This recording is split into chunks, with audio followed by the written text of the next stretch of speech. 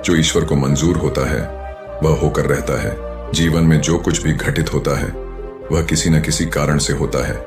आखिर में ये बात कहाँ तक सही है, चलिए इसे एक कहानी के माध्यम से समझते हैं। और हाँ, आप लोग कहानी में हमारे साथ अंतिम तक बने रहे, क्योंकि यह कहानी आपकी सोच बदलने वाली है। तो चलिए बिना टाइम वेस्ट किए कहानी को शुरू करते हैं। अंग नाम के एक राज्य पर राजा हर्षवर्धन का राज्य हुआ करता था। राजा हर्षवर्धन एक बहुत ही परोपकारी और दयालु स्वभाव के राजा थे। जो कोई भी राजा के दरबार में फरियाद लेकर आता वह मुंह मांगी मुराद पाता। उनके बारे में यह बात मशहूर थी कि उनके दरवाजे पर आने वाला कोई भी आदमी खाली हाथ वापस नहीं जाता था। एक दिन राजा के दरबार में एक आदमी आया। उसने राजा को प्रणाम किया और कहने लगा, राजन, मैंने सुना है कि आपके सामने जो भी फरियादी आता है वह कभी खाली हाथ वापस नहीं लौटता। अगर ऐसा है तो क्या 3 दिन के लिए आप मुझे अपनी राजगद्दी सौंप सकते हैं? आप महल में जाकर आराम कीजिए और मैं राजगद्दी पर बैठकर आपका राजपाट चलाऊंगा। राजा उसी वक्त राजगद्दी से नीचे उतर आए और फिर अपने दरबार में मौजूद सभी मंत्रियों और दरबारियों को आदेश दिया कि आज से ठीक 3 दिन तक सभी लोग इस आदमी के आदेश का पालन करेंगे। यह कहते हुए राजा ने उस आदमी को अपनी जगह पर बिठा दिया और खुद अपने महल में चला गया। वह आदमी 3 दिन तक बड़ी ठाठ से राजगद्दी पर बैठा रहा और पूरे राज्य का शासन चलाता रहा। चौथे दिन जब राजा उसके पास आया और कहने लगा, भाई, अब तुम 3 दिन तक इस गद्दी पर बैठ चुके हो, अब राजगद्दी से उतर जाओ और अपना रास्ता लो। यह सुनकर वह आदमी कहने लगा, राजन, पहले तो मैं सिर्फ इस इरादे से आया था कि आपकी दानवीरता की परीक्षा लूं। सच में मैंने जैसा आपके बारे में सुना था उससे कहीं बढ़कर आपके बारे में पाया है, लेकिन अब 3 दिन तक इस राजगद्दी पर बैठने के बाद मेरा इरादा बदल गया है। इस राजगद्दी से उतरने का मेरा दिल नहीं चाहता। आपको तो सारी दुनिया ईश्वर का अवतार कहती है। मैं आपसे प्रार्थना करता हूं कि यह राजगद्दी और राजपाट ईश्वर के नाम पर मुझे दान में दे दीजिए।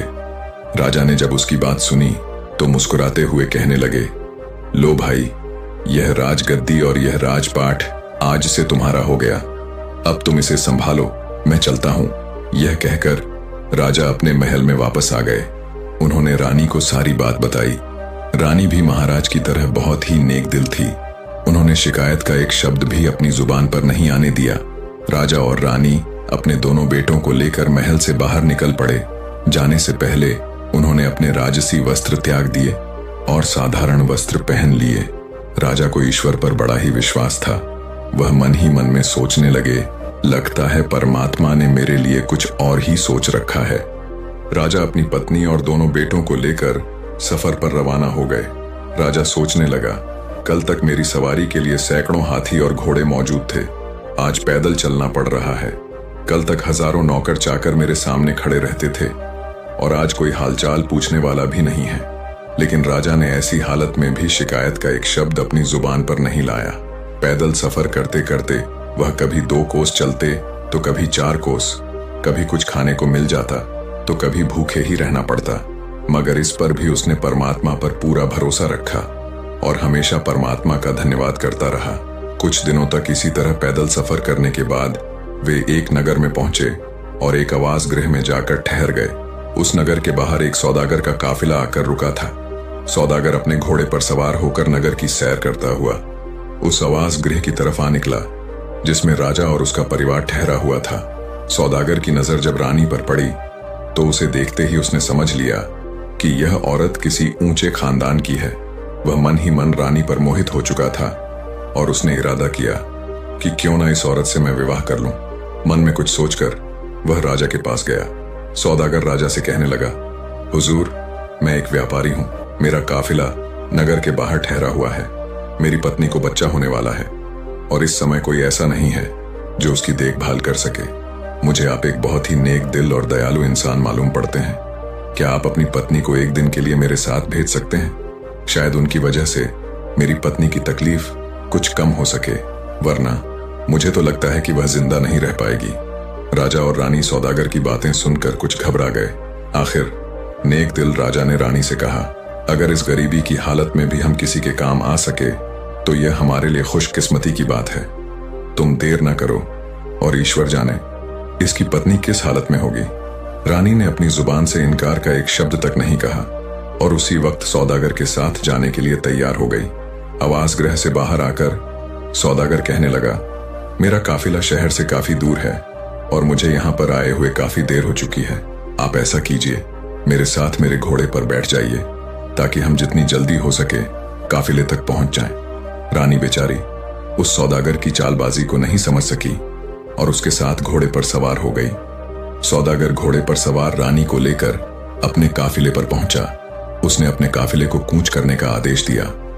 अपना घोड़ा उसने एक तरफ भगाया और रानी को ले चला। यह सब देखकर रानी को सौदागर की चालबाजी का पता चला। रानी ने बहुत शोर मचाया, बहुत तड़पी, चीखी, चिल्लाई, मगर सौदागर को उस पर बिल्कुल भी दया नहीं आई। वह उसे घोड़े पर बिठाकर कहीं का कहीं ले गया। दूसरी तरफ आवास गृह में इंतजार करता हुआ राजा सोचने लगा कि उसकी पत्नी अब तक क्यों नहीं आई। उसने सोचा, क्यों ना खुद चलकर देखा जाए कि आखिर माजरा क्या है। वह अपने दोनों लड़कों को साथ लेकर आवास गृह से निकला और शहर से बाहर आ पहुंचा। उसने सौदागर के काफिले को ढूंढने की बहुत कोशिश की, लेकिन काफिले का कहीं पता नहीं चला। तभी उसे उत्तर दिशा में धूल उड़ती हुई दिखाई दी। राजा ने अनुमान लगाया कि जरूर वह आदमी उसकी रानी को लेकर उसी तरफ गया है। राजा भी अपने दोनों लड़कों को लेकर उस दिशा की तरफ चल दिया जिस तरफ काफिला गया था। थोड़ी दूर चलने के बाद राजा रास्ता भटक गया और कहीं दूसरी जगह जा निकला जहां उसके सामने एक नदी बह रही थी। राजा ने इधर उधर देखा कि शायद नदी पार करने के लिए कोई नाव मौजूद हो, लेकिन वहां पर कोई नाव नहीं थी। उसने कुछ देर तक सोचा और फिर बड़े लड़के को नदी के किनारे पर बिठाया, छोटे लड़के को अपने कंधे पर बिठाया और नदी में उतर गया। राजा का इरादा था कि पहले छोटे बेटे को नदी के पार पहुंचा देगा और फिर वापस आकर बड़े बेटे को ले जाएगा। लेकिन इंसान सोचता कुछ और है और होता कुछ और है। वह छोटे लड़के को कंधे पर उठाकर बड़ी मुश्किल से नदी के बीचों बीच पहुंचा। तभी उसे बड़े लड़के की चीख सुनाई दी। उसने मुड़कर देखा तो एक जंगली भालू उसके बेटे पर हमला करने वाला था।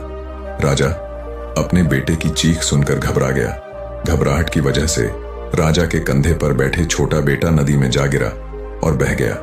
अब तो राजा खुद भी बहुत परेशान हो गया। वह जैसे तैसे नदी के एक किनारे तक जा पहुंचा। राजा यह समझ रहा था कि उसके बड़े बेटे को जंगली भालू ले गया और छोटा बेटा नदी में डूब गया। पहले तो राजपाट हाथ से गया, फिर रानी भी मुझसे छीन गई, अब दोनों लड़के भी मुझसे बिछड़ गए। राजा मन ही मन बहुत दुखी था। इसी हालत में वह चलते चलते दोपहर के समय एक नगर के पास जा पहुंचा। उसने देखा कि शहर के बीचों बीच एक खुले मैदान में लोगों की भीड़ जमा थी। भीड़ को देखकर राजा हैरान हो गया और सच्चाई मालूम करने के लिए उस तरफ बढ़ने लगा। उस नगर का यह रिवाज था कि वहां के राजा की जब मौत हो जाती थी तो सभी दरबारी और मंत्री शहर के लोगों के साथ एक मैदान में इकट्ठा हो जाते थे। फिर एक बाज को उड़ाया जाता। यह बाज जिसके भी सिर पर बैठ जाता उसी को राजा मान लिया जाता था और राजगद्दी भी सौंप दी जाती थी। और इसी कारण से वहां पर लोगों की भीड़ जमा थी। बाज छोड़ा जा चुका था, मगर अभी तक वह किसी के सिर पर नहीं बैठा था। किस्मत शायद उसी राजा का इंतजार कर रही थी। जैसे ही राजा वहां पर पहुंचा, बाज जाकर उसके सिर पर बैठ गया। बाज का उसके सिर पर बैठना था कि तुरंत सभी दरबारी हाथ जोड़कर उसके सामने आ खड़े हो गए और उसे अपना राजा मान लिया। वे सभी उससे प्रार्थना करने लगे, चलिए महाराज, अब आप ही इस देश के राजा हैं, चलकर अपनी गद्दी संभालिए। लेकिन राजा ने कहा, अरे भाई, मैं तो खुद राजपाट छोड़कर आया हूं। अपना राजपाट छोड़कर ही मैंने यह फकीरी हासिल की है। अब मुझे किसी भी तरह के राजपाट की कोई इच्छा नहीं है। राजा का ऐसा कहना था कि दरबारी समझ गए कि हमें इससे अधिक अच्छा राजा नहीं मिल सकता। वे सभी जिद करने लगे, आप ही हमारे राजा हैं।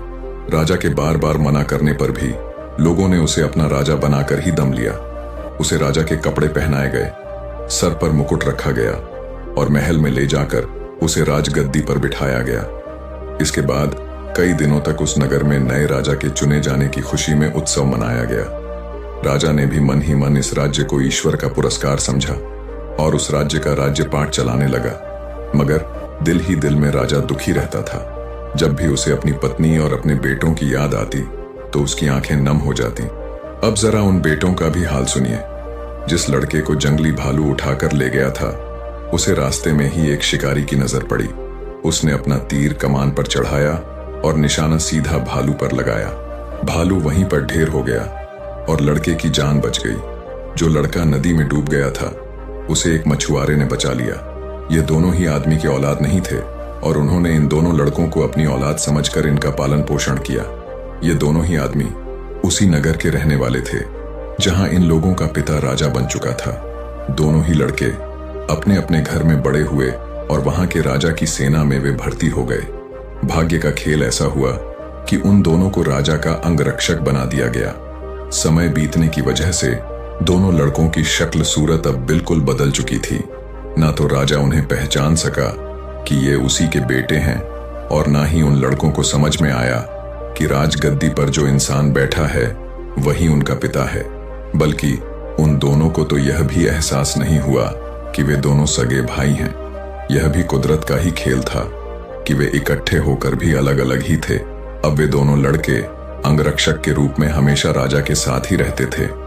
राजा जब उनसे बातें करता तो उसे बहुत ही अच्छा महसूस होता। उन दोनों लड़कों से बातें करके राजा के मन को बहुत ही सुकून मिलता।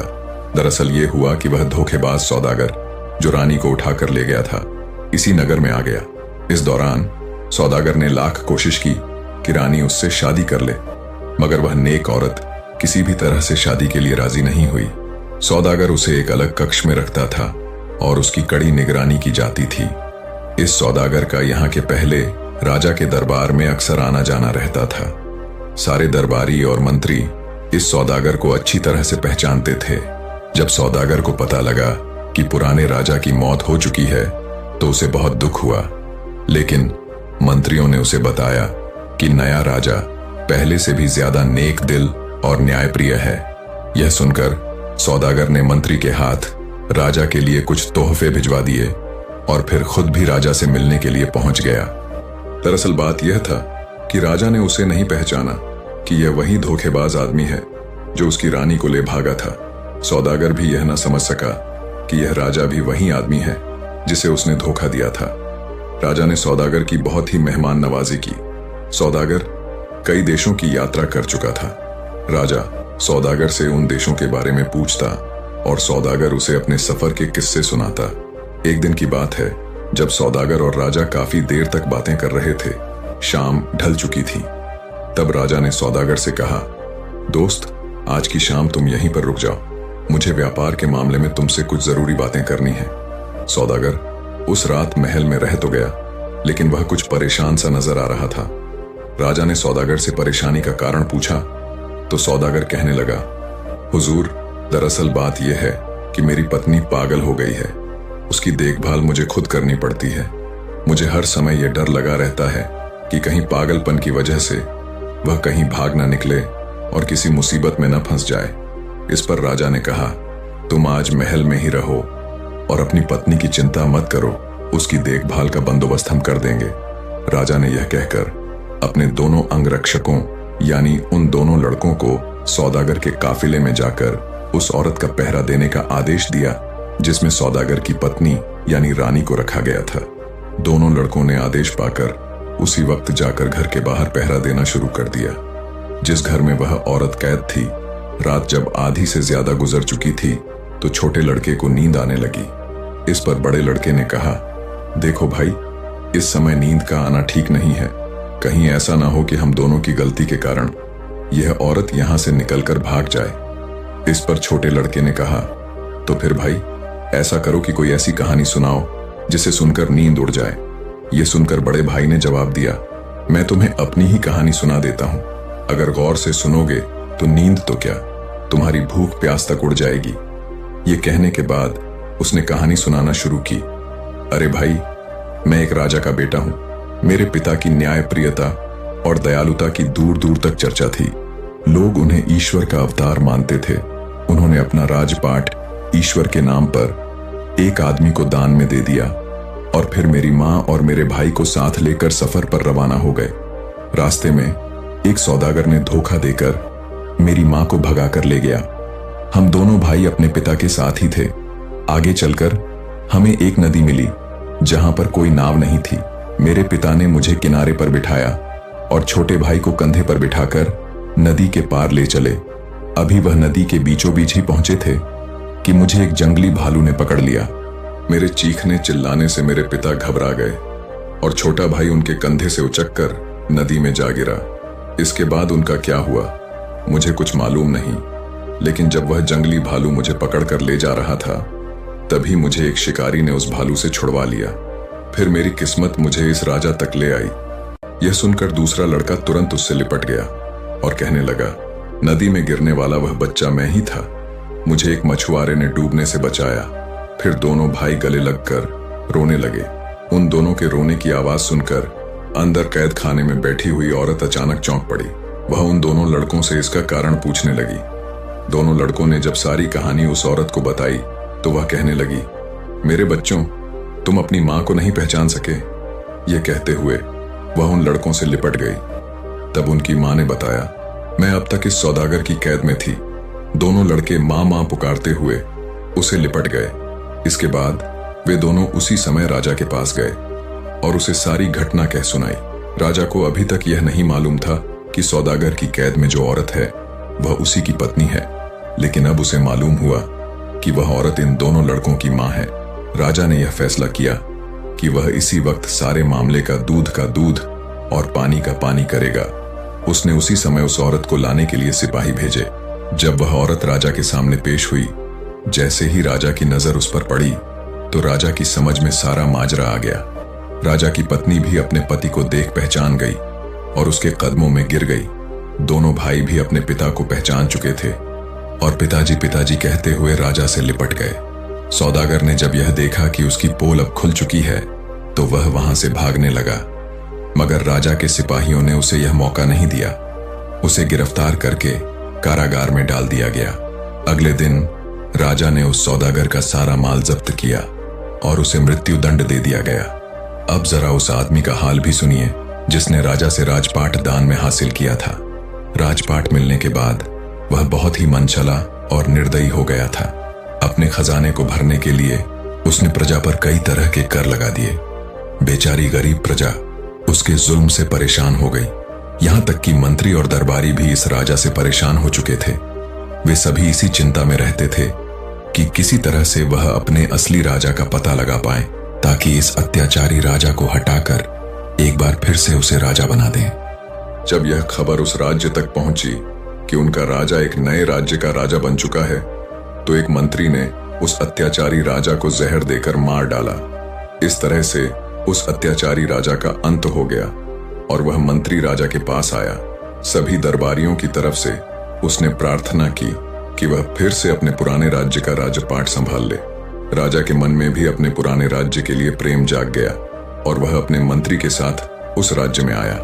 इसके बाद वर्ष के 6 महीने वह अपने पुराने राज्य में रहता और फिर वर्ष के अगले 6 महीने वह अपने नए राज्य में रहता। इस तरह से वह दोनों राज्यों की बागडोर संभालता था। कुछ ही वर्षों के बाद जब राजा के दोनों पुत्र राजपाट संभालने के योग्य हुए तो राजा ने उन दोनों को एक एक राज्य का राजा बना दिया। इस प्रकार से राजा और उसका परिवार अब खुशी खुशी जीवन जीने लगे। दोस्तों, कहते हैं कि ईश्वर को जो मंजूर होता है वह होकर ही रहता है। जब हम अपनी राहों में आने वाली मुश्किलों को समझते हैं तो हम जान पाते हैं कि हर बाधा हमें एक नई दिशा देती है। कभी भी अपने प्रयासों से पीछे मत हटो, क्योंकि ईश्वर का विश्वास हमेशा हमारे साथ होता है। अगर हम ईश्वर की इच्छाओं के अनुसार चलते हैं तो हमारे सपने साकार होते हैं। संघर्ष से ही सफलता की ओर रास्ता खुलता है और यही जीवन का असल सच है। कभी भी हार नहीं माने, क्योंकि सफलता उन्हीं को मिलती है जो अपनी पूरी मेहनत और ईश्वर के प्रति विश्वास बनाए रखते हैं। चाहे रास्ता कितना भी कठिन हो, अगर हमारी नीयत सही है तो ईश्वर हमें वह ताकत और दिशा देंगे जिसकी हमें जरूरत है। दोस्तों, अगर आपको यह कहानी पसंद आई हो तो हमें कमेंट करके जरूर बताएं कि आपको इसमें सबसे अच्छी बात क्या लगी। और हाँ, हमारे चैनल को सब्सक्राइब करना न भूलें ताकि आपको ऐसी ही और भी प्रेरणादायक कहानियां मिलती रहें।